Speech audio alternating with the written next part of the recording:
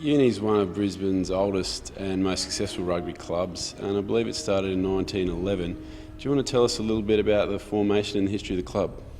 Yes, mate. Well, as you said, 1911, so just celebrated the centenary. Obviously run in conjunction with the university itself. So originally located in town at a playing fields known as the Domain, which I believe is in the vicinity of where the Botanical Gardens are now. And we moved across to this campus in 1947 when the university relocated across here.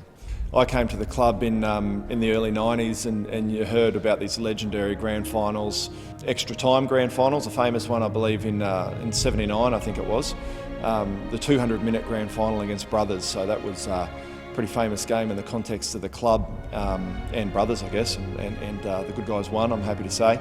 And then 88, 89, 90 were massive years for the club.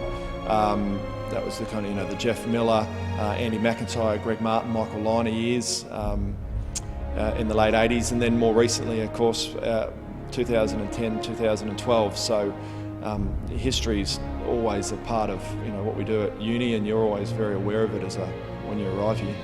Yeah, well, there's a lot, mate. I think we're 60 plus Wallabies, 8 or 9 Wallaby captains. But like I said, when you first arrive at the club as a young fella, you're very aware of the history, from the likes of the Jules Gerasimov and Tom Lawton and Jeff Shaw, and through to Mark Lone and Michael Liner and Jeff Miller and Andy McIntyre. These guys right through to the modern day greats, I guess they'll go down as retrospectively. The James Horwell, Steve Moore.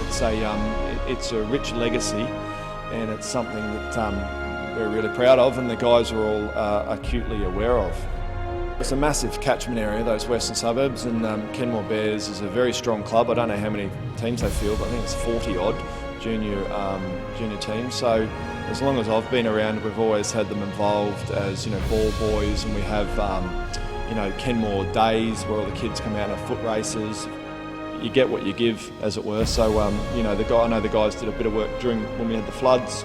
There were rugby club guys out there helping around the suburb and the like. So, I think it's just a culture thing. You try and create a culture of good people and a culture of it not being about yourself, but more about the organisation, and that flows through to the university and the community. So, we like to try and produce good young men and women, and that kind of flows through to everything else, I guess.